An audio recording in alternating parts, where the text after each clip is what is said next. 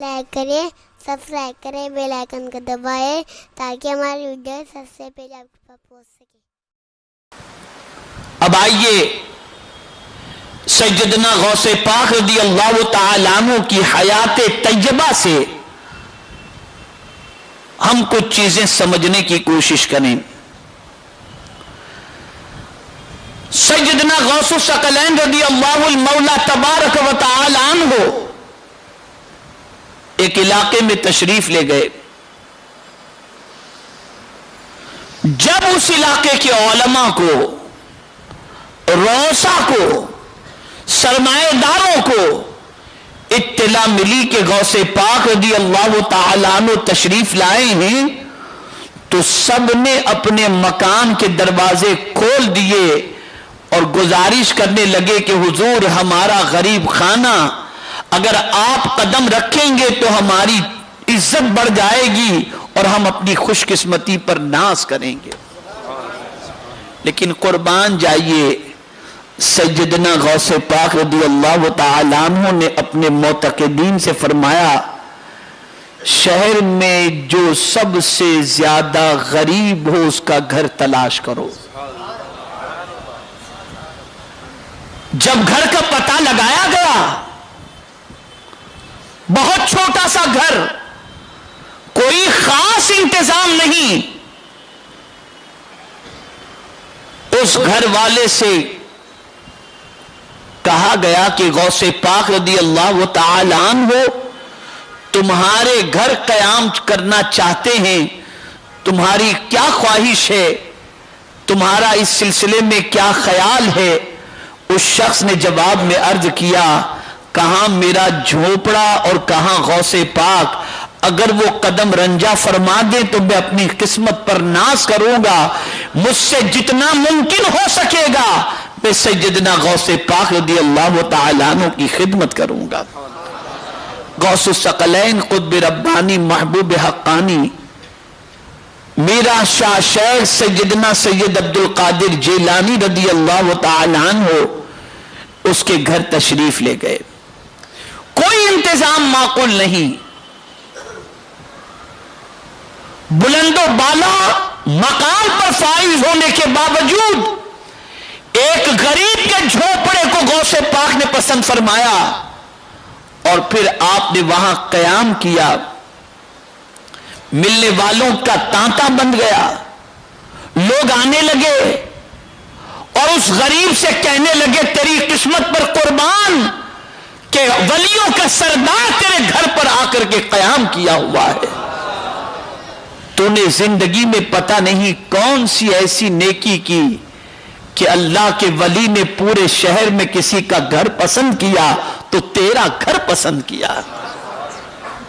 میرے پیارے آقا صلی اللہ علیہ وسلم کے پیارے دیوانوں، علماء آتے، روسا آتے، وقت کے تاجدار شہنشاہ آتے اور غوث پاک رضی اللہ تعالیٰ عنہ کی خدمت کے اندر نظر پیش کرتے، نذرانہ پیش کرتے، خدمت کرتے اور بہت کچھ عطا کرتے۔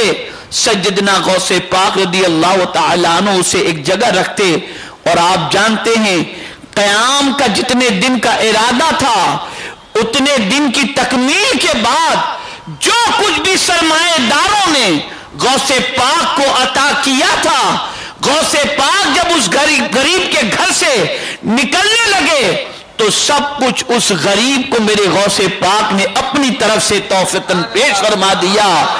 اب غوث پاک جب گئے تو جانتے ہیں آپ وہ غریب کیا کہنے لگا، میں اپنی قسمت پر ناز کرتا ہوں، غوث پاک کے قدم میرے گھر میں کیا پڑے کہ میں دینی اور دنیاوی اعتبار سے مالدار ہو گیا۔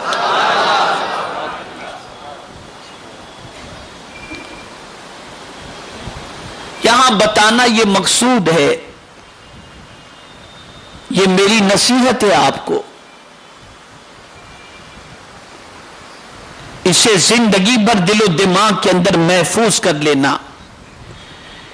غربت کی وجہ سے اگر کوئی غریب ہے پہننے کے لیے اس کے پاس اچھے کپڑے نہیں ہیں، سائیکل چلاتا ہے، ہاتھ گاڑی چلاتا ہے، فٹ پاتھ پہ سوتا ہے، جھوپڑے میں رہتا ہے، پیوند والے کپڑے پہنتا ہے اور بوسیدہ لباس کے اندر زندگی گزارتا ہے، عطر لگانے کے لیے نہیں۔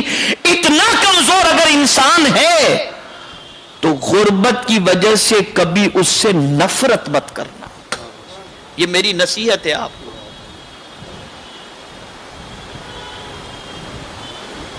یہاں ہمارے طلبہ موجود ہیں، علماء بھی موجود ہیں۔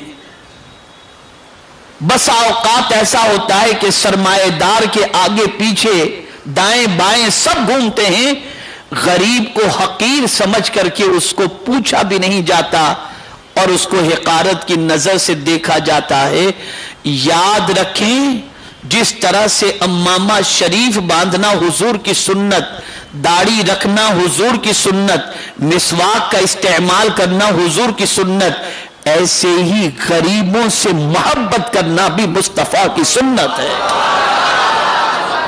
یہ بھی میرے آقا صلی اللہ علیہ وسلم کی سنت مبارکہ ہے۔ یہی وجہ ہے جسے کوئی نہیں پوچھتا اس غریب کو اللہ کے ولی پوچھا کرتے ہیں۔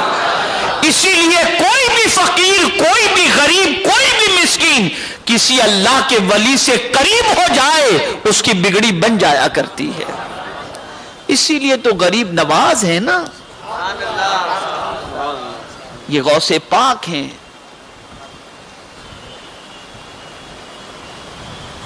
یہ میری نصیحت آج کی تقریر کے اندر آپ کو دل و دماغ میں محفوظ کر لینا ہے۔